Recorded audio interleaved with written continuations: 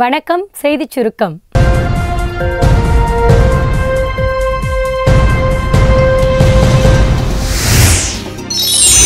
நடந்தது என்ன? நிர்மலாவிடம் அபிநந்தன் விளக்கம். காஷ்மீர்ல நடந்த சண்டையில இந்திய விமானப்படை கமாண்டர் அபிநந்தன் பாகிஸ்தான் எல்லையில விழுந்தாரு. 60 மணி நேரத்துக்கு பின்னாடி விடுவிக்கப்பட்டாரு. வாகா எல்லை வழியா தாயகம் திரும்பினாரு. டெல்லியில் இருக்கிற விமானப்படை மருத்துவ மையத்துல அவருக்கு எல்லா பரிசோதனையும் நடத்தப்படுது. சனிக்கிழமை அபிநந்தனை ராணுவ அமைச்சர் நிர்மலா சீதாராமன் சந்திச்சு பேசினாங்க. உங்க வீரத்தை பார்த்து நாடே பெருமைப்படுறதா பாராட்டும் தெரிவிச்சாங்க. பாகிஸ்தான் பிடியில் இருக்கும்போது நடந்த சம்பவங்களை நிர்மலா கிட்ட அபிநந்தன் விளக்கியதா கூறப்படுது. விமானப்படை தளபதி BS தனோனாவை அபிநந்தன் சந்திச்ச போது பாகிஸ்தானியர்கள் தன்னை உடல் ரீதியா துன்புறுத்தல, மனதளவுல கடுமையா துன்புறுத்தினாங்க அப்படின்னு சொன்னாரு. பயங்கரவாதி மசூத் அசாருக்கு டயாலிசிஸ். 2001 பார்லிமெண்ட் தாக்குதல், 2016 பதான்கோட் விமானப்படை தளத்தில் தாக்குதல் மற்றும் யூரி ராணுவ தலைமையகத்தில் தாக்குதல், 2019 புல்வாமா தாக்குதல் என இந்தியாவின் பல தாக்குதல்களை நடத்திய பயங்கரவாதி மசூத் அசார் ஜெய்ஷ்-இ-முகமது அமைப்பின் தலைவன். மசூத் அசார் பாகிஸ்தானில் இருக்கிறார். உண்மையிலேயே அவருக்கு உடல்நலமில்லை என்று அந்நாட்டு வெளியுறவு அமைச்சர் ஷா மஹமூத் குரேஷி ஒப்புக்கொண்டார். மசூத் அசார் சிறுநீரக கோளாறால் அவதிப்பட்டு வருவதாக தகவல்கள் வெளியாகி உள்ளன. ராவல்பிண்டியிலுள்ள ராணுவ மருத்துவமனையில் அவருக்கு டயாலிசிஸ் சிகிச்சை அளிக்கப்படுவதாக கூறப்படுகிறது. பல தாக்குதல்களின் மாஸ்டர் மைண்டான மசூத் அசாரை ஒப்படைக்க இந்தியா கோருகிறது. ஆதாரம் இல்லை என பாகிஸ்தான் மறுக்கிறது. ராணுவ தலைமையகம் உள்ள ராவல்பிண்டி நகரில், அதுவும் ராணுவ மருத்துவமனையில் பலத்த பாதுகாப்புக்கு மத்தியில் மசூத் அசாருக்கு சிகிச்சை அளிப்பது பாகிஸ்தானின் பயங்கரவாத முகத்தை தோலுரிப்பதாக உள்ளது. ராஞ்சியில் ராகுல் டான்ஸ். ஜார்க்கண்ட் தலைநகர் ராஞ்சியில நடந்த தேர்தல் பிரச்சார கூட்டத்துல காங்கிரஸ் தலைவர் ராகுல் பேசினாரு. நாட்டை விமானப்படை பாதுகாக்குது, அந்த விமானப்படையோட பணத்தை அம்பானி பாக்கெட்ல பிரதமர் போடுறாருன்னு வழக்கமான ரஃபேல் பல்லவிய ராகுல் பாடினாரு. அதுக்கப்புறம் உள்ளூர் மக்களோட சேர்ந்து டான்ஸும் ஆடினாரு.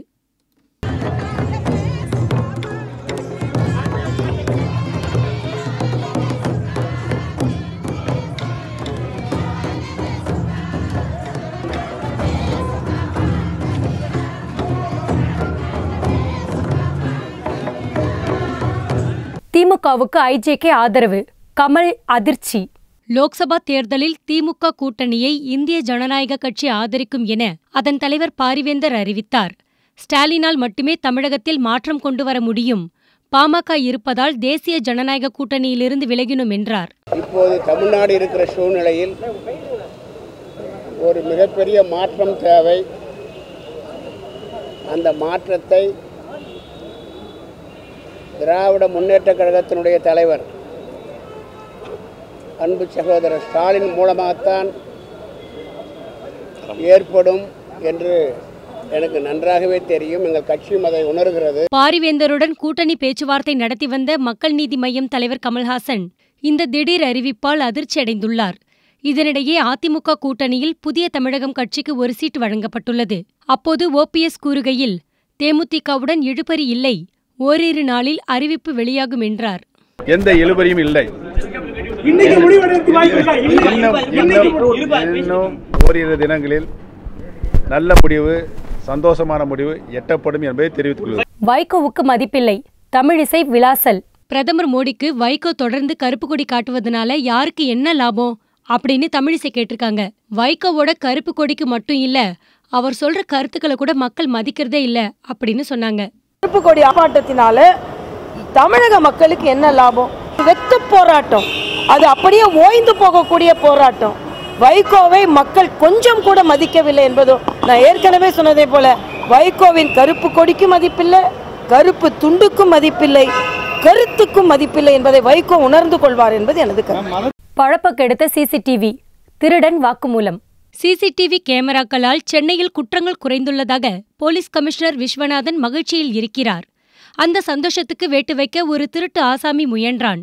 புளியந்தோப்பில் ஒரு கடைமாடியில் பொருத்தப்பட்டிருந்த 3 CCTV கேமராக்களை அந்த ஆசாமி உடைத்திருக்கிறான்.